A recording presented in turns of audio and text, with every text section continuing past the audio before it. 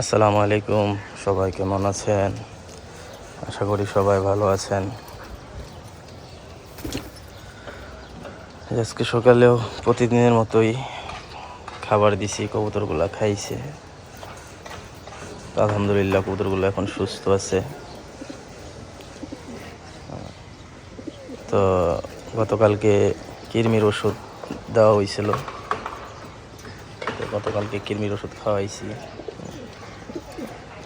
তো এখন কৃমির ওষুধ খাওয়ানোর পরের দিন সকালে স্যালাইন দিতে হয়।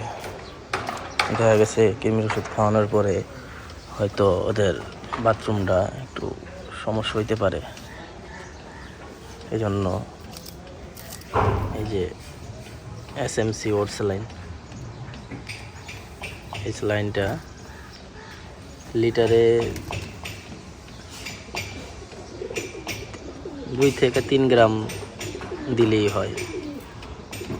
তো এই যে আমি এখন এই স্যালাইনটা আজকে এদের খাওয়াবো। আমার 1.5 লিটার পানি লাগে, আমি মোটামুটি 4 গ্রাম থেকে 5 গ্রাম দিয়েছি। এই যে চামিজের 1 চামিজে 1 গ্রাম হয়। তো এখন ওদেরকে স্যালাইনের পানিটা দিব, ওরা খাবে। মোটামুটি 1-2 দিন দিব, তারপরে আবার ওই লিভারটনটা আবার পরে দিব। যে লিভারটন আছে আমার, তো এখানে এই যে ফার্মেসি আছে একটা, সব ধরনের ওষুধ আছে, আনা আছে। তো স্যালাইনটা 1 দিন 2 দিন দেওয়ার পরে আবার ওই লিভারটনটা দিব। আবার লিভারটনটা 1-2 দিন দেওয়ার পরে ভিটামিন ক্যালসিয়াম চালু করে দিব। তো এই যে এখন ওদের পানিটা দিব, আর পানিটা ভালো করে ঝাঁকায় নিতে হইব। স্যালাইনটা দেওয়ার পর, যে কোনো ওষুধ দেওয়ার পরই পানিটা ঝাঁকায় নিতে হইব।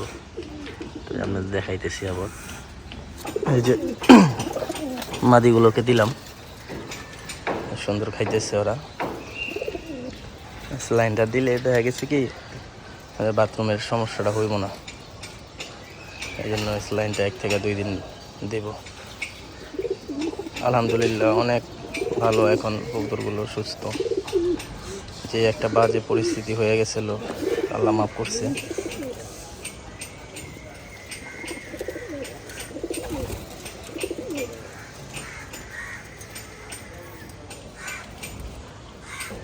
এই তো মোটামুটি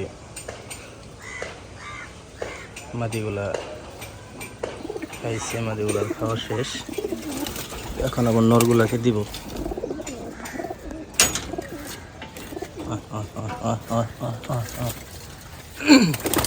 নরগুলাকে দিলাম, নরগুলা খাইতেছে,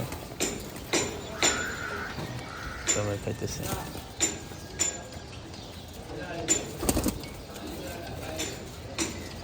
এই তো আজকের আপডেট।